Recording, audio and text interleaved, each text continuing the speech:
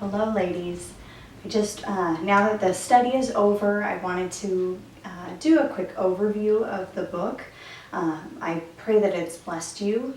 I know that a lot of women, once they're done with the study, they think it's awesome, which it is, but then comes the hard part of actually living out biblical womanhood. Many women say, I love the book, but it's so difficult to do on a day-to-day basis. And my answer to that is yes, it is. But it's difficult because it gives us that reliance on God. You cannot live this way without the Lord. You have to have Him in your life. And God designed marriage in this way so that we would have complete dependence on Him. And He would receive the glory. And so you think about God and it's so perfect. That's exactly who God is. Everything revolves around Him, and He is there to be the center of everything. He wants to be the center of your marriage. And by doing that, your marriage wins. So I just want to say it is doable, but only through Christ. And it is Him and Him alone that will do all the work that makes it possible. And you will receive so many benefits and so much fruit from it.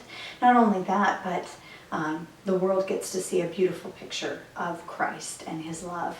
And as you and your spouse live out your vows daily in hard situations, Christ is glorified. So remember that there is that heavenly perspective. So during the times when marriage is hard and things get tough, you have to have that heavenly perspective, and you have to realize that there is a war going on, and it is a battle, and it's not flesh and blood, but it is a spiritual battle.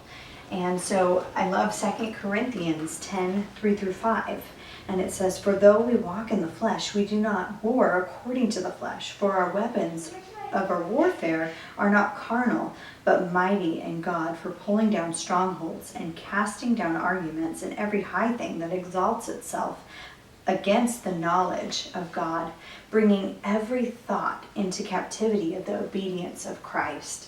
It's very important. You're going to have tons of thoughts, especially during difficult times of your marriage, where you feel like, I'm so angry with him, or because he did this, I should do that. But we need to hold those thoughts captive because they're against the knowledge of God. You know that you're not supposed to feel that way, or you know that you're not supposed to say these things or act a certain way. And so you hold that thought captive to the obedience of God, and it allows you to feel things for your husband that you may not necessarily feel at that time, if that makes sense. So very important scripture, especially to live out. As you get those thoughts in your mind, throw them out and say, "Lord, fill me with your truth and your knowledge, please." Because right now I am not feeling your truth, and I need to be filled with your truth. So I just want to give you a quick scenario of how I live this out on a day-to-day basis. Yes, I fail. I fail more than I'd like to admit. It's not easy, but you know what? It's worth it. And when I do fail, I pick myself up off the floor and I apologize to the Lord, and I apologize to my husband, and I suck up my pride and say, "You know what? I messed up and I'm really sorry." And that is crucial to a healthy marriage. You have to do that. You have two sinners that have come together in a fallen world. You're both going to mess up and you're both going to fall short. But you need to forgive and you need to move on. So very, very important. But those times that I do actually thrive in biblical womanhood are only through Christ. It's nothing of me. And so just a quick scenario, there's times when my husband and I come together and say, okay, he says, I would like to do this, or I'm thinking about making this purchase. We'll just make this as finances, like a finance thing. And so during that decision-making process, I can give my opinion and I can say, I don't really agree with this decision. I don't think it's best for our family, and I personally don't think it's a wise decision. That's my opinion, and I've given it. I've taken ownership of it. I haven't said, I think this is stupid and you shouldn't do it. I have not said anything to him. I've just said, this is how I feel. And so he takes that in, internalizes it, and then he is to make the final decision in that. Well, it's easy when he says, yeah, that's good. Okay, we'll go with what you said. Fabulous. That's the best scenario ever. Well, that doesn't always happen. So when it doesn't happen, what do I do? Well, I'm human and I do get angry and it's frustrating. But what I do with that anger and that frustration is what really counts. And these are the moments that actually count. So I still have to submit and I still have to respect, even when I don't feel that the decision is right or good or any of that. So I like to run. So a lot of times I will ask if I can just go on a run. I need to clear my thoughts. And I also have a really good friend that I will text message. Usually we'll just text message. I don't like to give too many details because at that moment my mind is not clear and I may say things that I regret or be upset. And so I don't want to paint a bad picture of my husband in any way. So instead, a lot of times it's, I need your prayers, or, this happened, please pray. Very quick, easy, and she will pray for me. And I love it because she gives me biblical advice and she will never turn me against my husband. She'll never give me something that will turn me away from God. Instead, she totally understands and she says, ooh, that sucks, or this is hard, or whatever it is, because she gets it. But she's never going to say, oh man, I can't believe that he did that. The nerve of him. So you need a friend that is going to give you biblical advice even when you don't want it sometimes. They're going to tell you it's okay, but you need to pray, and I will pray with you.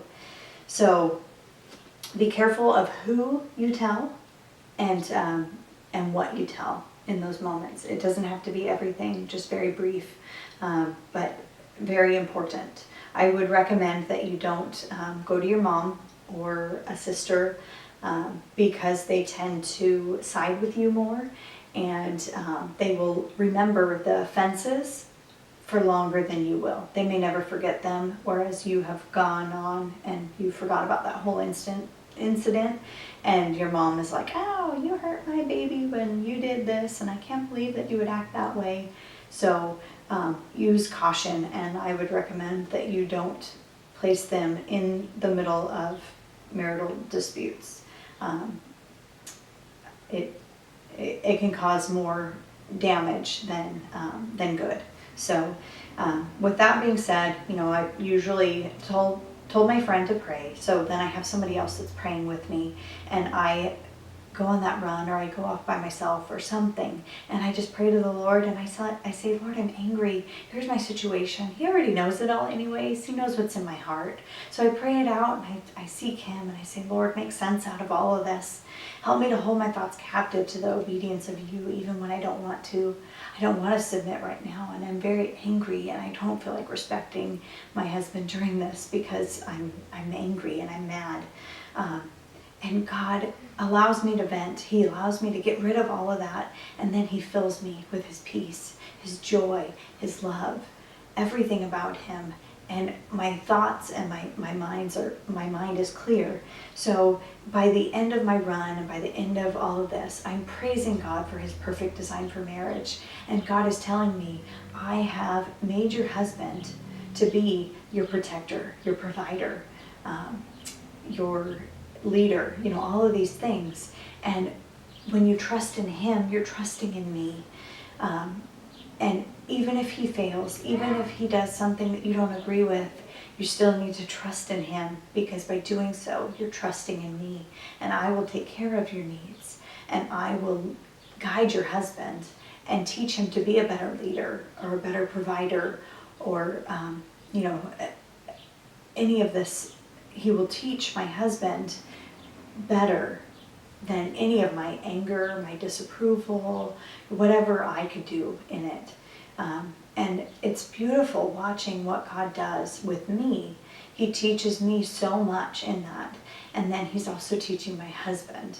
Whereas I could say something, and sometimes I have a very valid point, an opinion, but I can mess up so many things. So instead, I give it to God, allow him to clear my thoughts, clear my mind, help me to not be angry with my husband, and God fixes everything.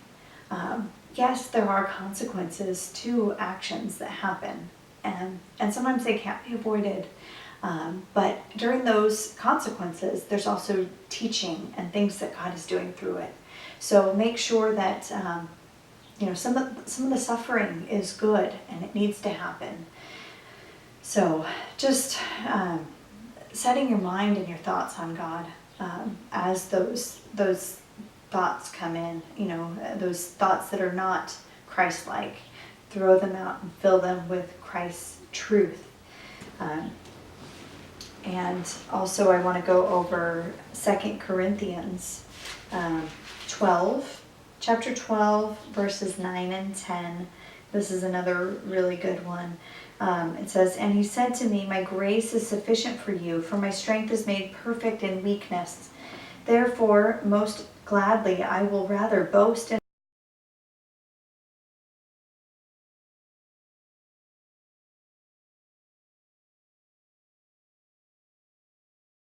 my infirmities, that the power of Christ may rest upon me. Therefore I take pleasure in my infirmities, in my reproaches, in needs, in persecution, in distress, for Christ's sake. For when I am weak, then I am strong."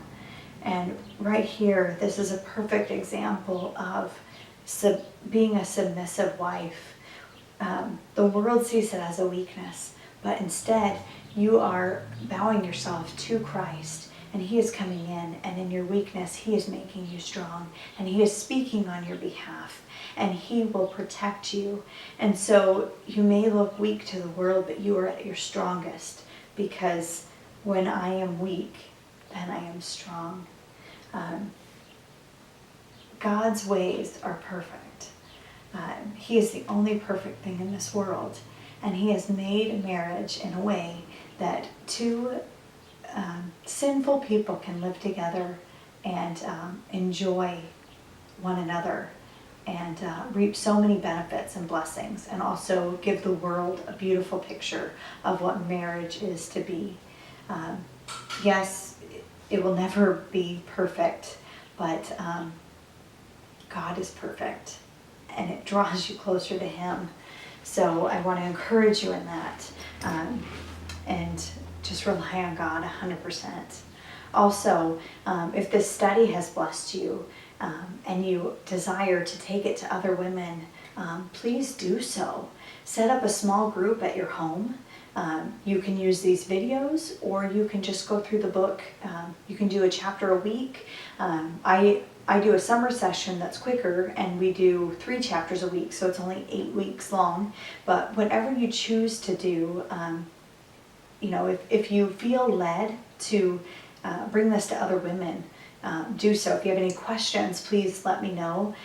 If you want to see if your church would like to start up a group and a study for this, it is so doable. There's a workbook that goes along with it, or you can just kind of go through the book and just have it more casual. But either way, if you can get this information out to others, it's awesome to do in a small group.